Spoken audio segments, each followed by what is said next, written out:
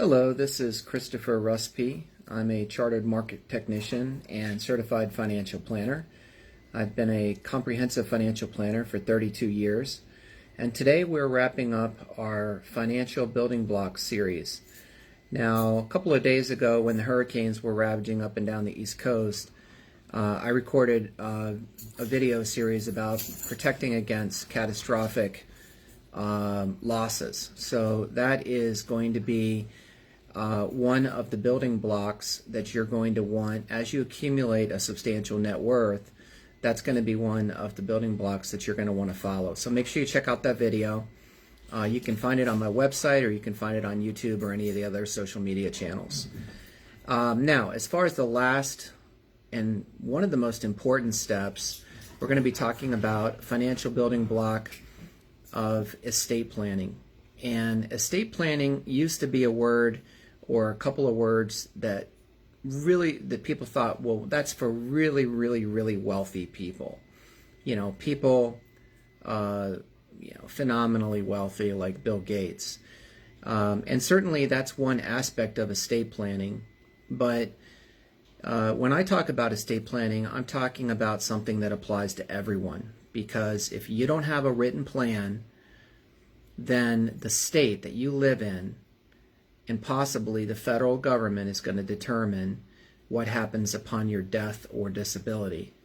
And I don't know anybody in the United States who wants the government and trusts the government enough to be making decisions on something so important. So let's go through the building blocks. Number one is a will. Now, a lot of people get a will and they say, okay, I'm done.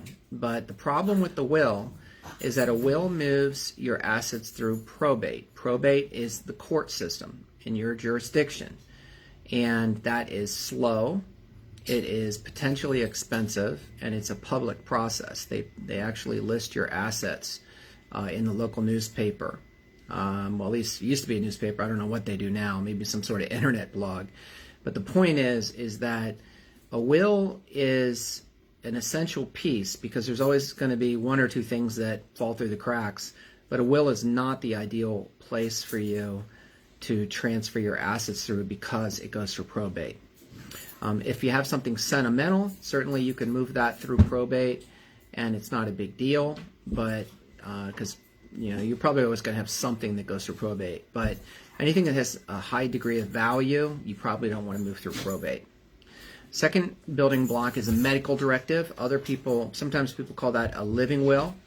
A medical directive basically takes control away from the state, takes control away from the hospital that you're in, and gives you the control, even though you might be disabled at the time and not be able to speak, of you don't want to be kept alive. You don't want to be kept alive beyond what would normally have been without life support. This is very, very important.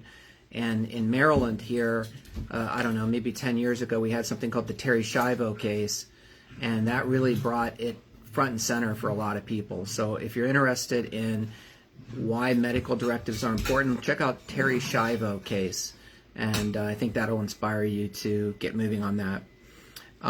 The third is a durable power of attorney. This is the third piece of an estate plan.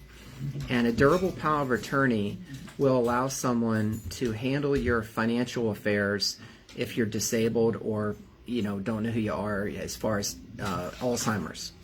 It has to be durable, or else when it's needed most, it won't count.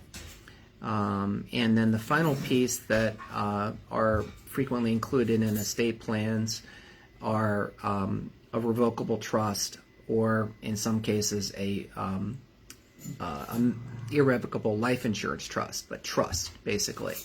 Now, I'm not a lawyer. I'm not giving you legal advice. I'm just telling you what the components are of a good estate plan. The nice thing about a trust is, with a trust and careful language, you can protect your beneficiaries from themselves making bad mistakes, from unscrupulous salespeople trying to take advantage of them, and from their spouses, and possibly taking some of those assets through divorce. So I do like to see estate plans with trusts, and of course we rely on lawyers to write the documents and to actually give you the advice, but in general, those are the components. of an estate plan. So you're going to have a will, you're going to have a durable power of attorney, you're going to have some sort of trust, and you're going to have a medical directive. And this concludes our financial building block series. And just as a kind of a last comment, I do want to let you know that in the last 30 years, when I've seen that people follow the steps that I've laid out for you, virtually every single time they accumulated a substantial sum of money. There are rare cases where somebody has a car accident and becomes disabled, or somebody has a DWI and kills somebody and gets sued. But for all practical purposes, if you follow the steps that I've laid out, you will accomplish your objective of being financially independent. And the correlation, while we can't guarantee it, the correlation is extremely high. So I think that wraps us up for financial building blocks. We're going to be doing some other content over the next couple of weeks that I think you'll find interesting. So make sure you keep an eye on me out on there on social media and subscribe to my channel. And our goal is to help 100,000 people.